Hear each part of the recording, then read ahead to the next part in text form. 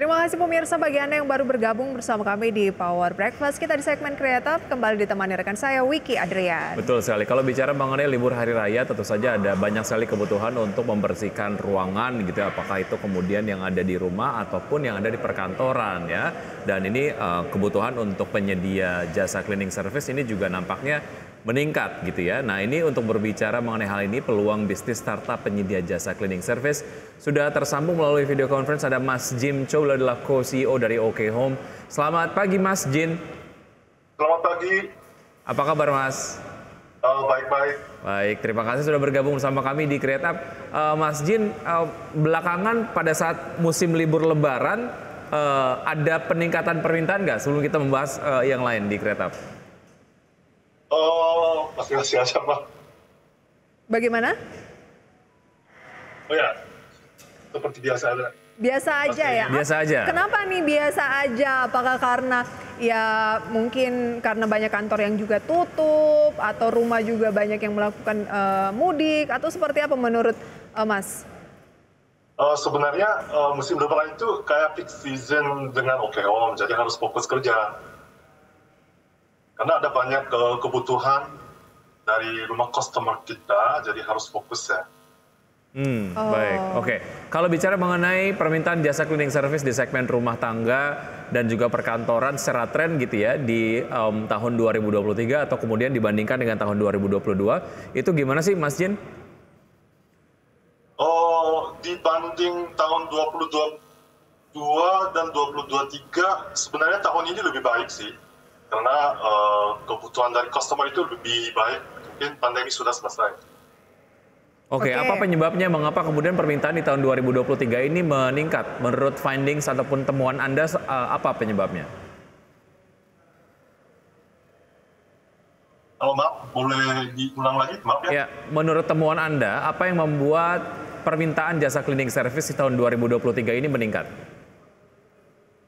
Biasanya sekarang sebenarnya permintaan dari customer kami itu lebih kayak spesial seperti jasa toren atau jasa pertukangan selain cleaning service. Tapi kalau cleaning service itu permintaannya masih udah oke sih dibanding tahun 2021 atau 2022. Oke, kalau di 2023 ini permintaannya sudah seberapa besar? Sebenarnya kalau jumlah detail itu agak kerahasiaannya, tapi saya bisa bicara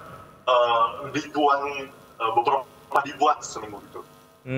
Oke. Tapi secara tren Anda bisa menyimpulkan bahwa terjadi peningkatan lah ya dibandingkan dengan tahun 2023. Oke, kalau Mungkin bicara secara persentase begitu ya, kira-kira berapa dibandingkan dengan 2022? ya peningkatannya. Ya, saya bisa bicara kayak kami naik sekitar 2 kali ya. Oh, 2 kali lipat. Baik. Oke. Segmen mana yang dituju oleh OK Home sendiri? Apakah segmen perumahan atau korporasi atau yang mana? Sebenarnya kami lebih memfokusin dengan segmen rumah tangga. Karena sekarang masih jasa kami itu lebih memfokusin dengan kayak home cleaning service. Tapi namun di tahun ini kami sudah mulai membangun partnership seperti jasa maintenance unit atau jasa cleaning langganan untuk tempat komersial buat B2B. Oke, berarti untuk rumah tangga, tapi lebih banyak rumah tangga dibanding korporasi ya? Iya. Oke, artinya lebih potensial untuk yang jasa cleaning service untuk rumah tangga. Oke, jasa apa saja yang disediakan oleh OK Home? Saat ini kami menyediakan layanan holy cleaning, wing cleaning, cleaning langganan, servis AC, car wash, hydro cleaning, dan disinfektan. Tapi kami masih mempersiapkan layanan baru dari permintaan customer kami seperti jasa toren, pertukangan, atau jasa listrik, dan lain-lainnya. Oke, jadi cukup lengkap ya, ada cuci mobil juga ya tadi kalau nggak salah ya? Kayaknya tertarik nih. Pengen coba, kalau memang ternyata nggak bisa untuk bawa mobilnya ke tempat cuci mobil gitu, bisa datang ke rumah berarti ya OK Home ya? Berarti sudah mencakup wilayah mana saja? Jabodetabek keseluruhan atau di luar Jabodetabek? Sekarang kami sudah tersedia di seluruh Jabodetabek, Bandung, Surabaya, Kota Malang, Kota Bali, dan lain-lainnya. Kayak Sidoarjo, Gresik juga bisa, sekitar kota-kota yang besar di Pulau Jawa dan Bali. Oke. Ini untuk tahu perkembangannya begitu ya, Wiki? Ya. Berdiri sejak kapan sebenarnya? Mulai beroperasi sejak kapan? Mulai beroperasi sejak tahun 2017 ya. Oke. udah cukup Artinya lama ini ya. sudah kurang lebih 6 tahunan beroperasi begitu Iya, ya? Oke. sudah 6 tahun. Apa yang membuat OK Home berbeda dengan platform penyedia jasa cleaning service lainnya? Usaha jeda berikut kita akan bahas ya Mas Jin ya. Dan pemirsa tetap bersama kami, usaha jeda kami akan segera kembali. Kami masih berbincang bersama Mas Jin Choi, beliau adalah co-CEO dari OK Home. Saya ingin tanyakan apa yang membuat OK Home berbeda dengan platform penyedia cleaning service lainnya? Kalau saya pilih satu perbedaan yang mencolok adalah sebenarnya pendiri OK Home dari Korea. Saya juga asli dari Korea. Seperti yang kita sering lihat di drakor, standar orang Korea tentang kondisi rumah dan kebersihan itu agak tinggi. Makanya saya sudah berusaha menghadirkan layanan kebersihan yang mirip sama standar orang Korea di sini. Dan ngasih pengalaman bersihin rumah yang juga mirip sama kualitas di Korea. Ada yang banyak benefit eksklusif dari OK Home itu seperti asuransi atau garansi kualitas supaya standar layanan OK Home tetap unggul dibanding yang lain gitu. Oke. Berarti kayak Korea begitu ya. Di lebih detailnya apa sih yang membedakan? Sebenarnya ada banyak contoh seperti itu. Biasanya ibu rumah tangga standar itu, ibu rumah tangga Korea itu sangat tinggi. Biasanya mereka mengecekkan hasil, contoh kayak di bawah tabel atau di belakang furnitur, atau juga ada apakah ada yang berdebu-debu di daerah agak hidden gitu ya. Oh ya, bersih banget lah begitu ya. Iya. Standarnya standar treatment di Korea begitu ya. Oke. Ini untuk pelatihan yang dilakukan kepada sumber daya manusia ataupun pekerja yang bekerja di OK Home gitu untuk memberikan jasa cleaning service ke rumah-rumah. Itu pola pelatihannya seperti apa? Karena kan secara standar ini berbeda dengan standar yang biasa diberikan untuk masyarakat Indonesia begitu ya. Tapi ini kemudian ada standar Korea seperti yang Anda tadi sampaikan. Ekstra itu, bersih.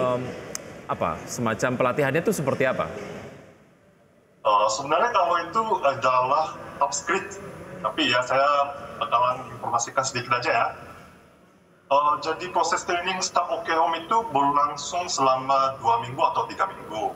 Nah, training ini mengajari tentang cara pakai semua alat dan cairan pembersih, cara membersihkan bagian-bagian rumah, cara bersikap yang benar dan profesional, sampai cara berkomunikasi dengan customer.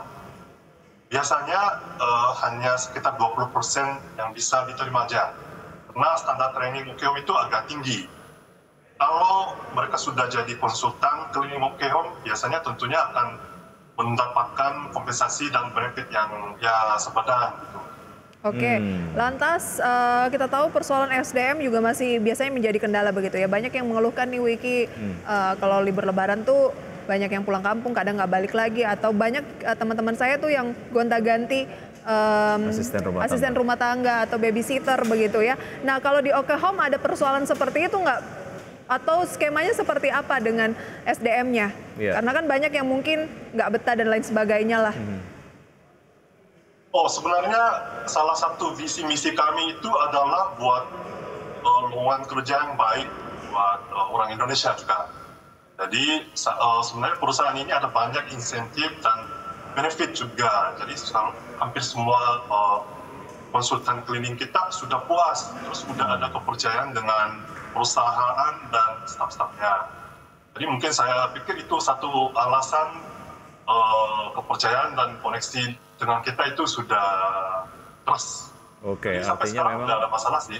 Banyak benefit dan juga insentif untuk membuat SDM ataupun pekerja ini tetap bekerja bersama dengan OK Home begitu ya, karena untuk mensejahterakan mereka sudah diberikan banyak fasilitas lah kurang lebih seperti itu ya. Ya. Oke, baik. Sejauh ini sudah berapa banyak SDM yang sudah bekerja sama menjadi mitra OK Home? Seluruh Indonesia? Seluruh Indonesia sekarang udah 400-an, tapi mungkin saya harap tahun ini sudah bisa sampai 1.000 gitu. 1.000 ya? Ya. Wow, cukup banyak juga. Paling banyak tetap di wilayah mana? Di Jabodetabek. Di Jabodetabek. Oke, berarti 2017 beroperasi sampai saat ini sudah profit dong ya? Iya, masih berusaha ya. Masih berusaha? Masih berusaha untuk profit. Kendala-kendalanya apa sih, singkat saja? Karena sebenarnya ada banyak investasi buat staff dan mitra OK Home juga. Terus masih ada banyak investasi buat aplikasi OK Home dan lain-lainnya. Tapi ya sekarang financial condition kita itu udah jadi lebih bagus dari kemarin.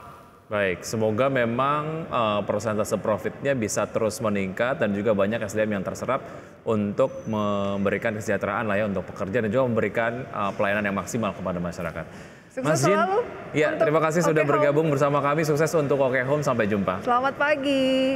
Amin. Selamat pagi. Oke, ini saya juga tertarik tuh Wiki. Ya. Pas libur lebaran kemarin, aduh ternyata encok juga ya, bersih-bersih. Padahal cuma ngepel doang loh. Iya, berarti pekerjaannya memang cukup challenging lah ya. Dan cukup akhirnya mengetahui oke, ternyata ini rasanya ya melakukan pekerjaan-pekerjaan rumah tangga. Kalau siaran kayak 1, 2 kali, 3 kali sehari tuh kayaknya ya capek sih. Tapi nggak secapek kalau nyapu mungkin dan bisa bersih-bersih. Platform-platform seperti ini ya. Betul sekali. Dan sebelum kita akhiri Power Breakfast, pemirsa kita akan kembali simak update dari pergerakan IHSG dari pembukaan sesi 1 hingga saat ini. Data selengkapnya mungkin bisa Anda saksikan di layar pemirsa. Tadi kan IHSG ini menguatnya cukup signifikan. Saya update dari data RTI saya saja kayaknya ada kendala untuk grafis pemirsa ya. Habis libur banyak kendala sepertinya ya. Banyak penyesuaian. Okay. IHSG menguat di 6.834 naik 13% atau 0,2. Maksud kaya naik 16 poin atau 0,25%. Kenaikannya sudah agak turun nih Wiki dibandingkan dengan pas baru buka banget tadi. Oke, dan kita lihat tadi sih kalau ngomongin soal pergerakan sektoral, sektor-sektor mana saja ataupun saham-saham yang masuk dalam top gainers, silakan Prisa. Ada Doit, kemudian ada saham seperti Adaro juga masih melanjutkan kenaikan, Call atau Black Diamond pemirsa ya, kemudian ada Telkom, dan beberapa saham lain seperti Astra yang juga merupakan saham blue chips begitu ya, masuk dalam deretan top gainers mengiringi IHSG yang pagi hari ini bergerak di teritori positif. Dan semoga informasi ini bisa menjadi referensi untuk Anda pemirsa ya. Akhir kata saya Prisa Samudatu. Saya Wiki Adrian. See you in the morning.